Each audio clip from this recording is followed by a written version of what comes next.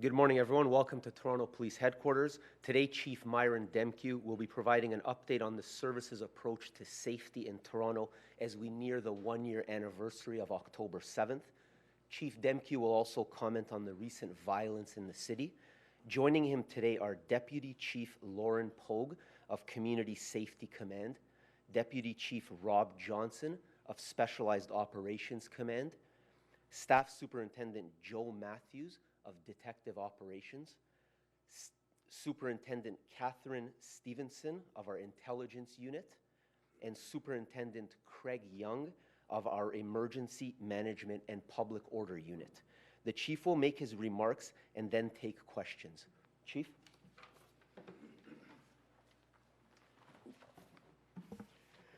Thank you for that. Good morning, everyone, and thank you for being here today.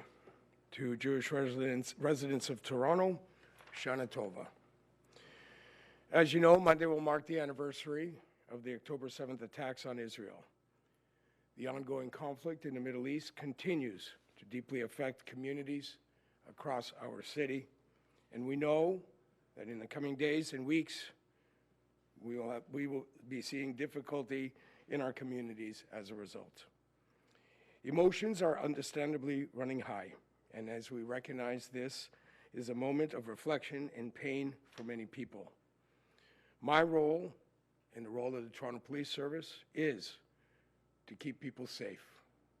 Since October 7th, our officers have managed more than 1,500 demonstrations across Toronto and conducted thousands of proactive visits to schools, places of worship, and community centers to ensure the safety and security of our residents.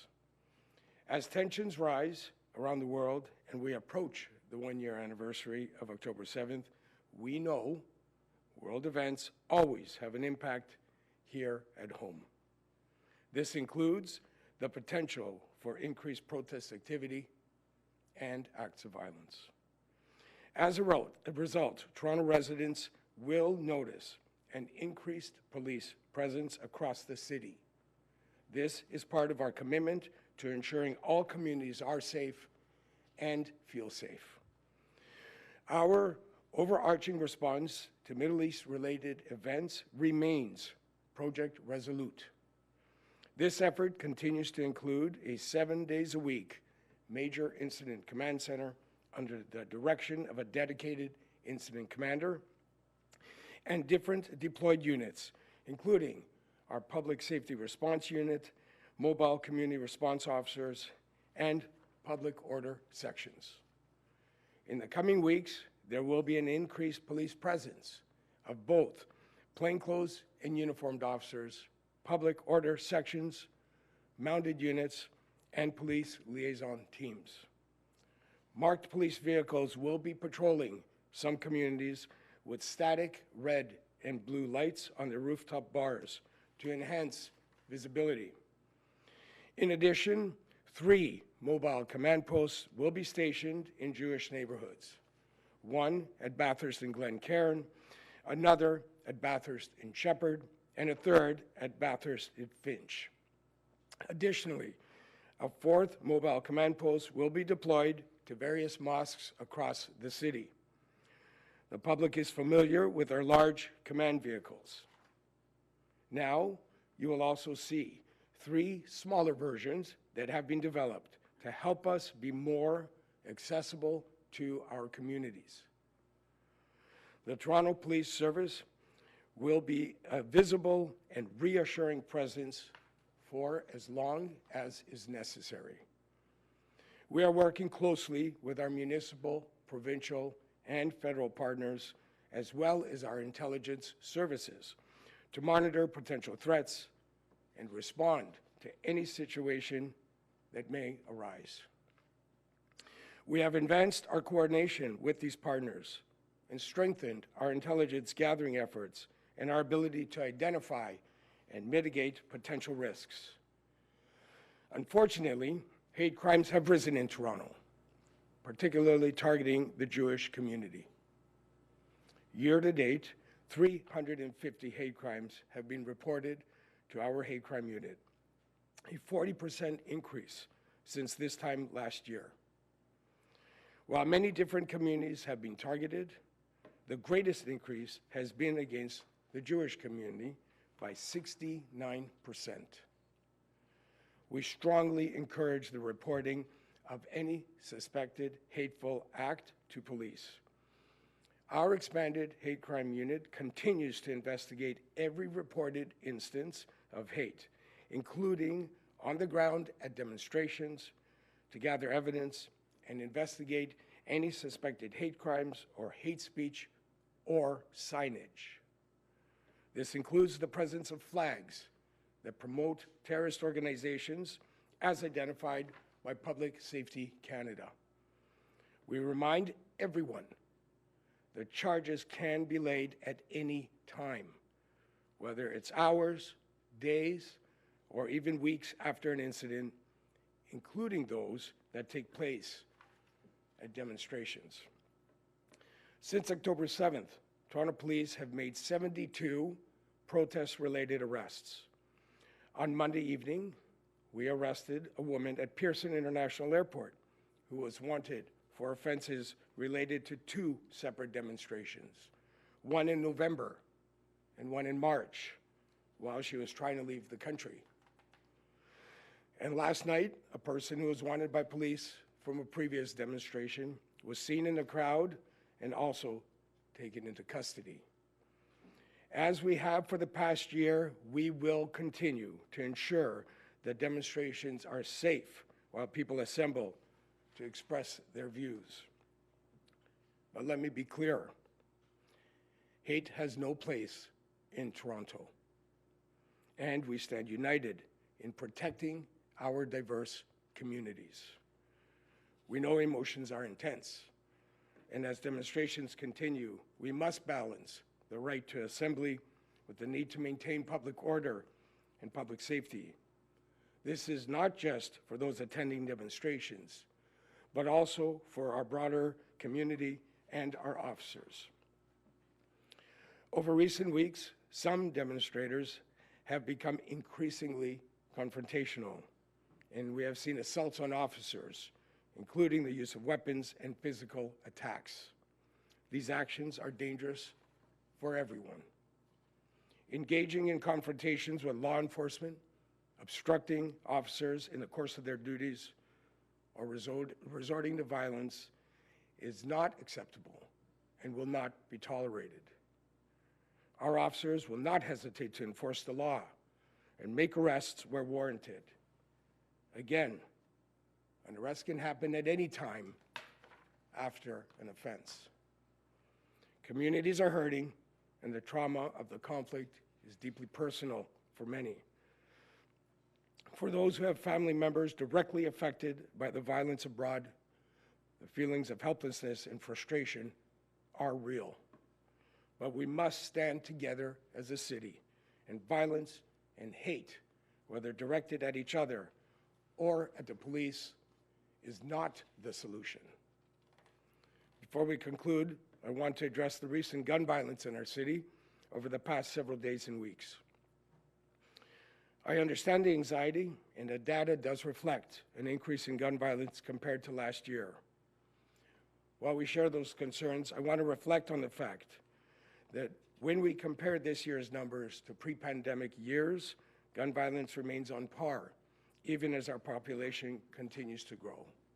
That said, I'm always hesitant to talk about statistics because we must acknowledge the pain and trauma that families feel as a result of gun violence, and this pain impacts generations. These numbers do not bring people back. We offer our deepest condolences to those who have lost loved ones, and we are committed to doing everything we can to prevent further tragedies. We are working tirelessly and have increased our presence in the neighborhoods most affected by gun violence. Proactive policing and the strategic deployment of our specialized units are central to our strategy.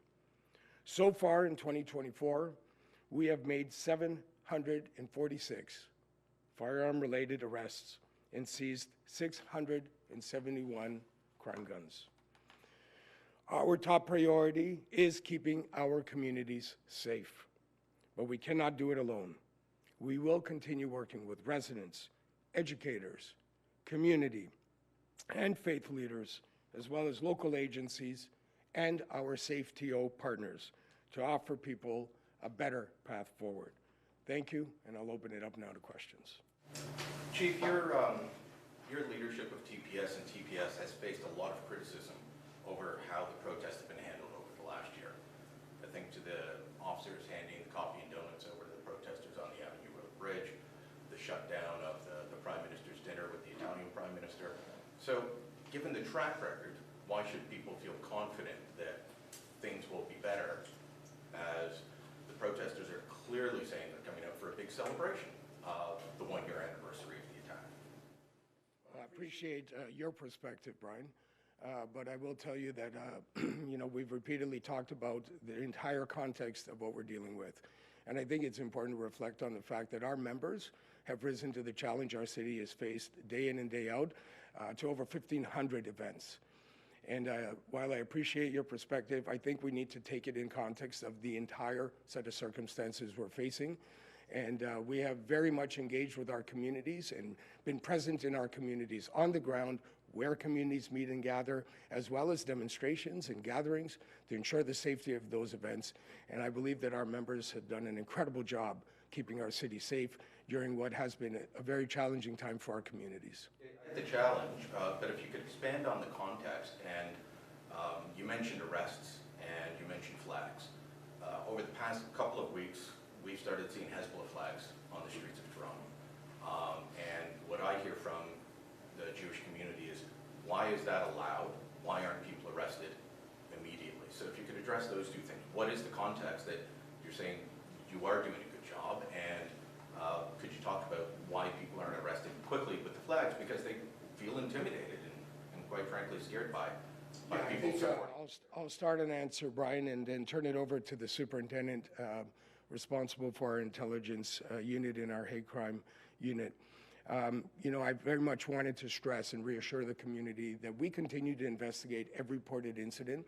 And I specifically spoke to flags for that reason, because we understand the concerns in our communities. And, I share a concern around the presence of materials that promote terrorist entities as identified by Public Safety Canada. And we gather the evidence and act as quickly as we can based on the evidence that is before us. And perhaps the superintendent can add a little more context as required.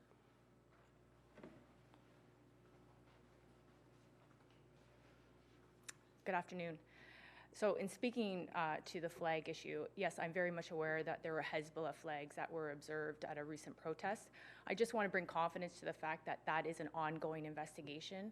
I personally have been involved with conversations about that with the Ministry of Attorney General Hate Crime Working Group, and that the possession of flags in a protest would go towards the charge of a public incitement of hatred.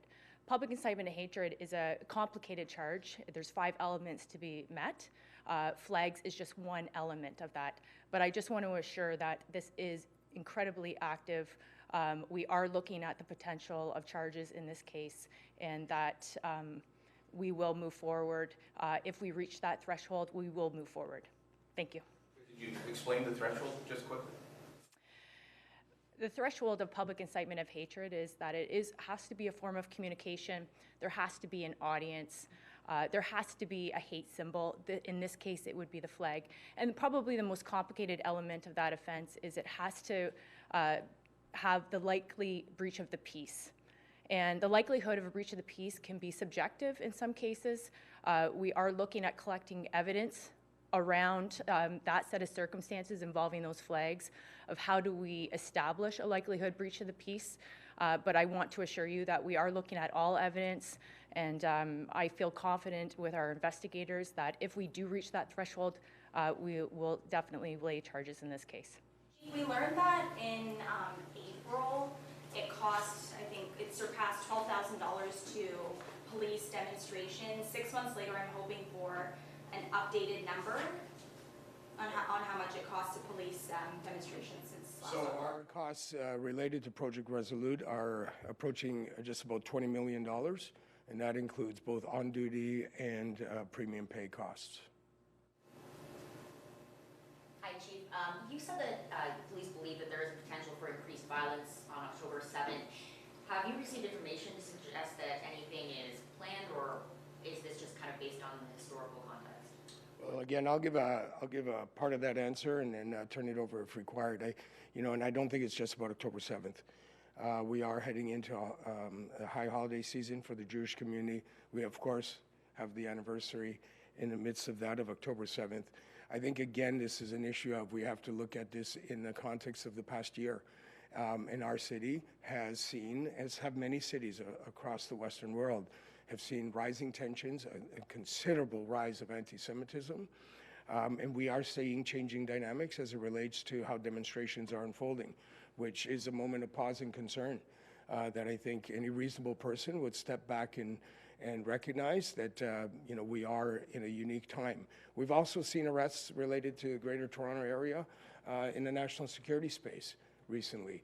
And, frankly, as I go about meeting with our communities, which I do often, I'm listening to our communities, and they're very, very concerned about what's going on and what could happen.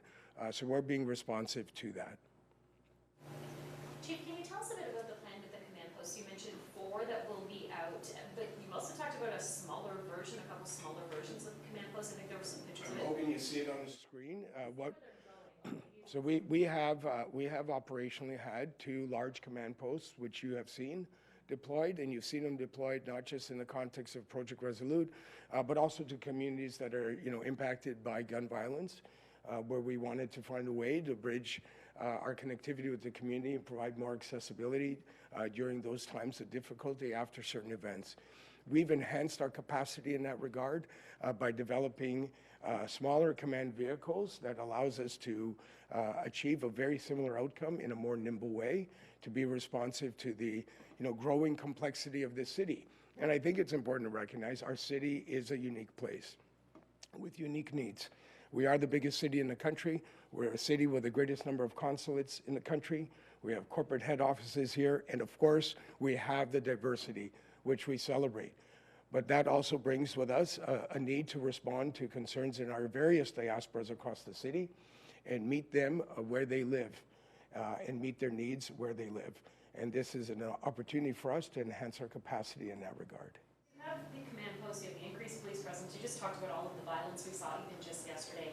How would you describe the pressure your service is under right now in responding to all of the community safety needs? That's a great question, and I really appreciate the opportunity to discuss that a bit. This is all happening at a time when this evening there's a meeting around our budget happening in the public. We are heading into a budget cycle at the city. We are also advancing a multi-year hiring plan as an organization with our police service board.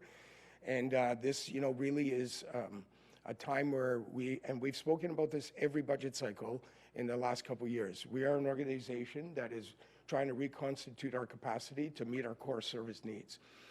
So we are under some pressure, there's no question. But what I will tell you is the members of the Toronto Police Service rise to the challenge time and again. We have redeployed officers from various units to meet our primary responsibilities. So we have officers who do other work. You will see them deployed, in some instances wearing plainclothes and identifiable gear, because they do other work for us most times. And we are redeploying them into this work because it is our priority. And we will meet the needs of our communities, we will protect our communities, and we will be there for residents of Toronto. Any other questions? Thanks, everybody. Appreciate it.